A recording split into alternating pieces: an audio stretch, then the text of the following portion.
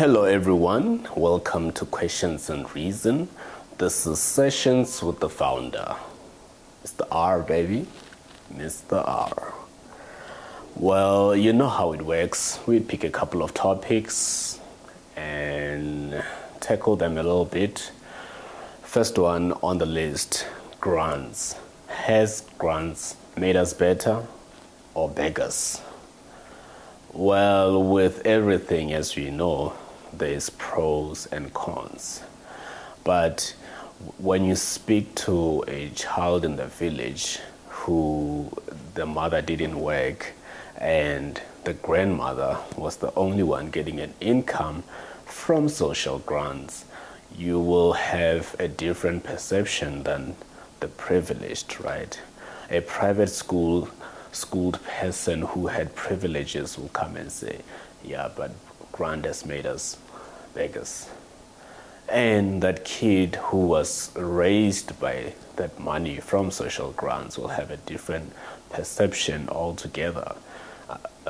They might say, you know what, the day that my granny got paid was always the most exciting. Why? Because it means that we didn't have to fight with the neighbors anymore, because we don't have to go to them and borrow sugar or borrow maize or whatever it is that they were borrowing. Now, not only are they able to put food on the table, but they can experience some form of new nutrition, like eating bananas or sweet potatoes or stuff like that once in a while, right? And this encouraged some of the kids who grew up in those conditions to get educated without, an hungry stomach, and they would do well. And today, they are what? They're made, and only because that social grant that you think is little somehow made it work for some people. I mean, we have to look at every possible situation.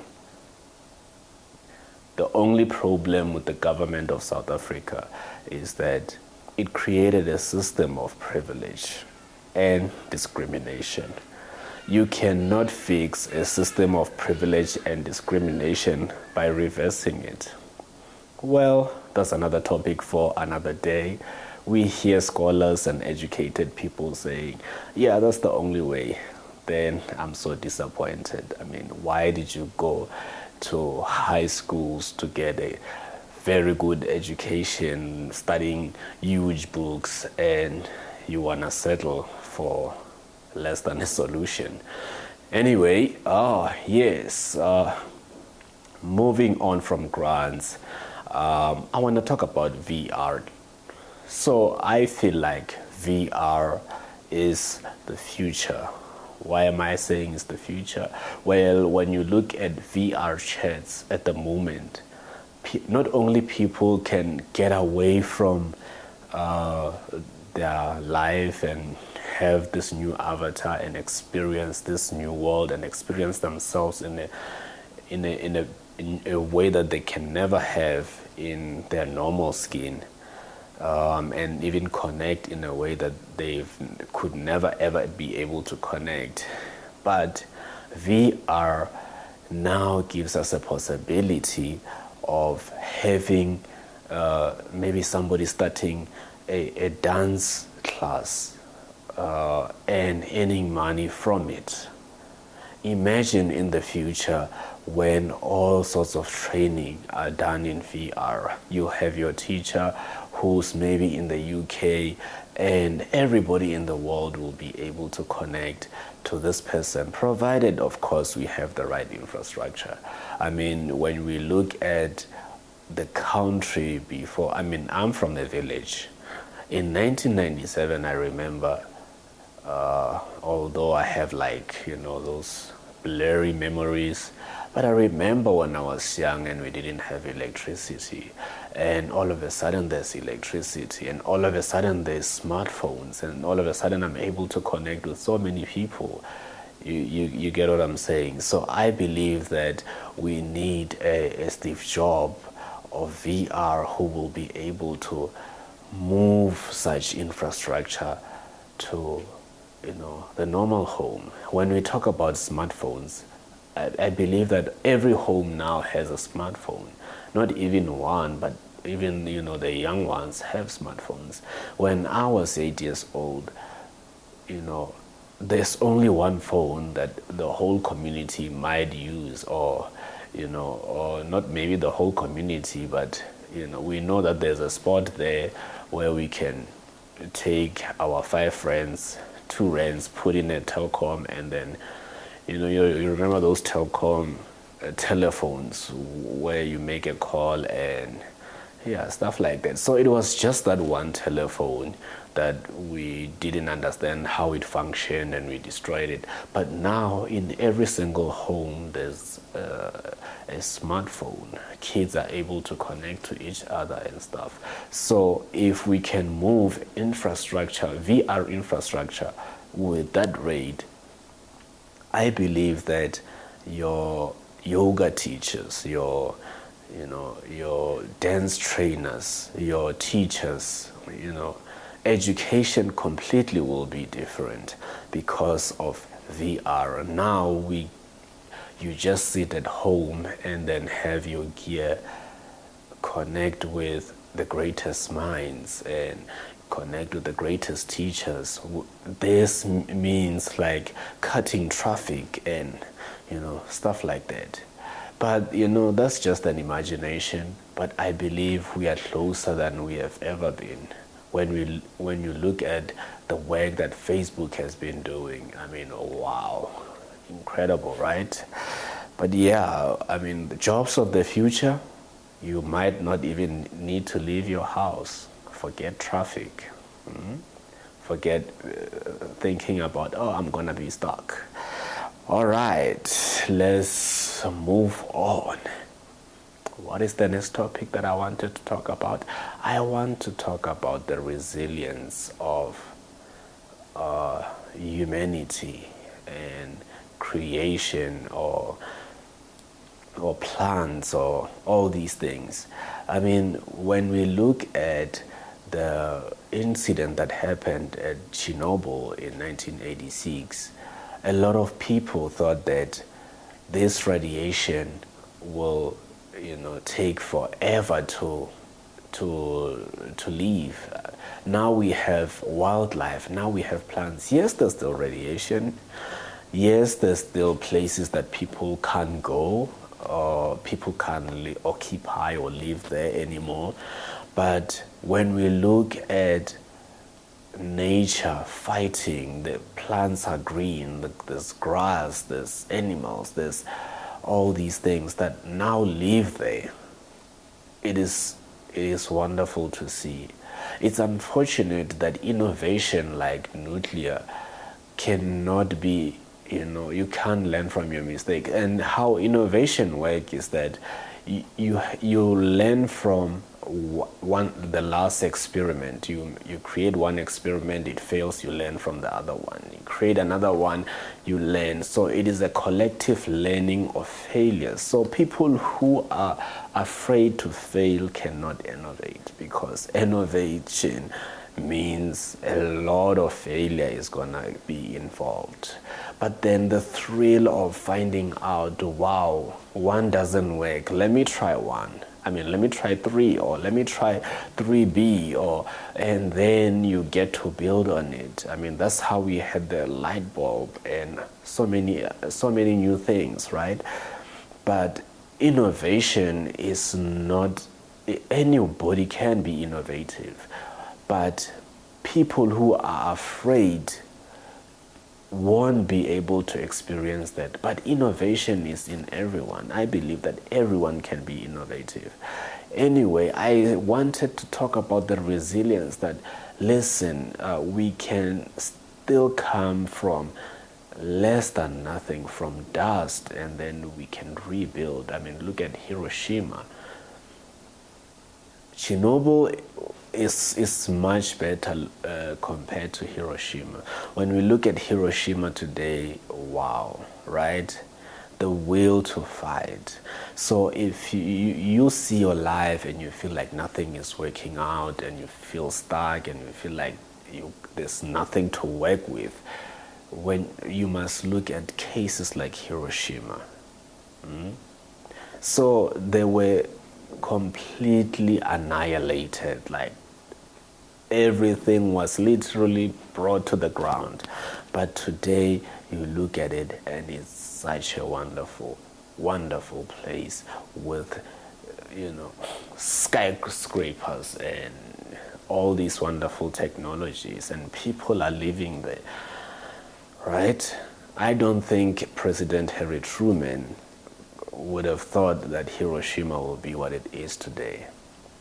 But we have what? We have the zeal to continue fighting, and we see that in fighting and in innovation and in working together, we can bring ourselves to a level that we never thought that we can.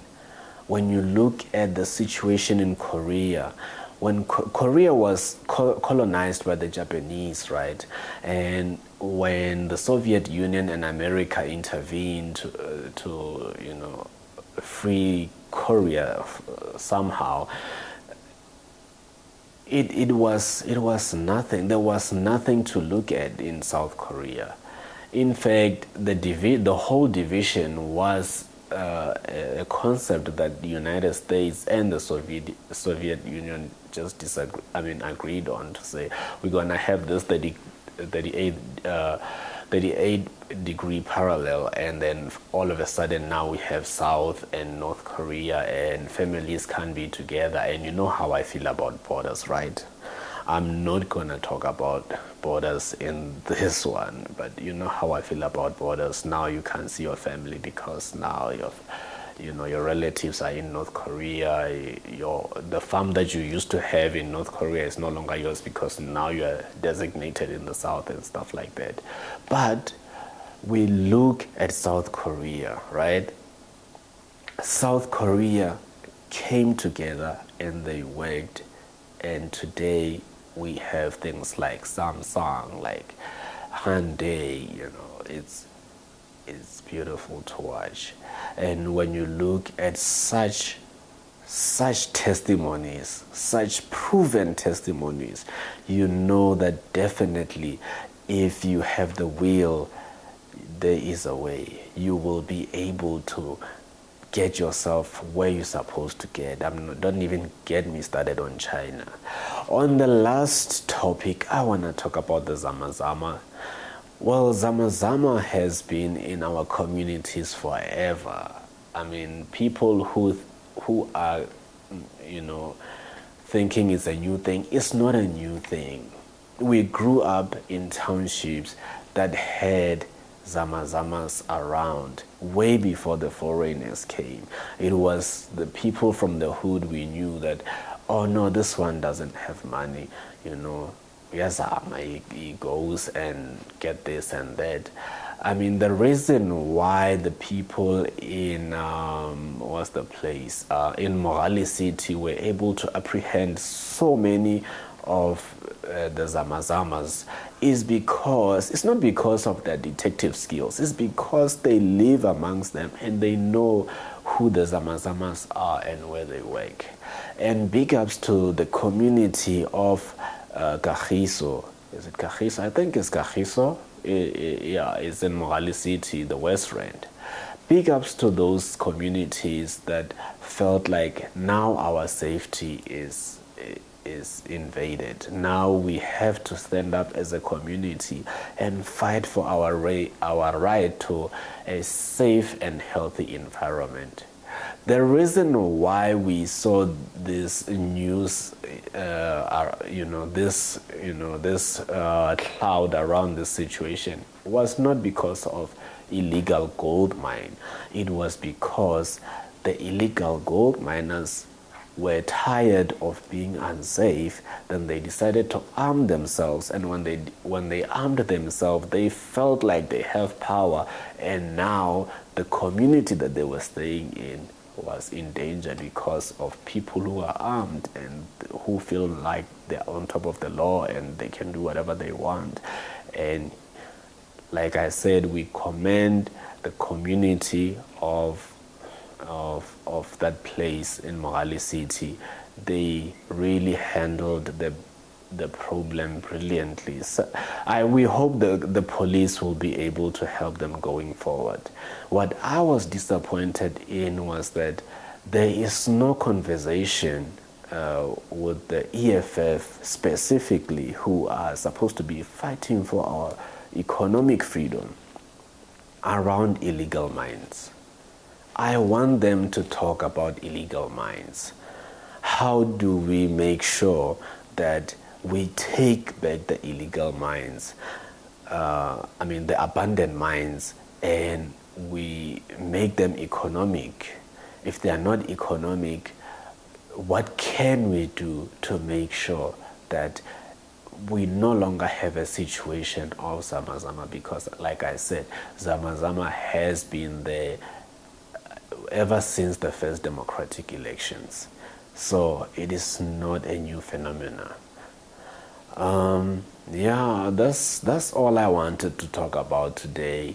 I believe that there's a lot to talk about. I'm just taking one topic and then, trying to raise time and, But like I said, we're gonna have a segment of concepts. It's gonna drop very soon, where we just take one concept and just, go at it, drill at it, drill at it, drill at it. You know what it is. This is Questions and Reason, Mr. R, baby. Make sure you subscribe, like, comment, talk to your friends, criticize me, talk bad, share, whatever it is that you feel like you want to do with this content, all right? I'm out. Cheers.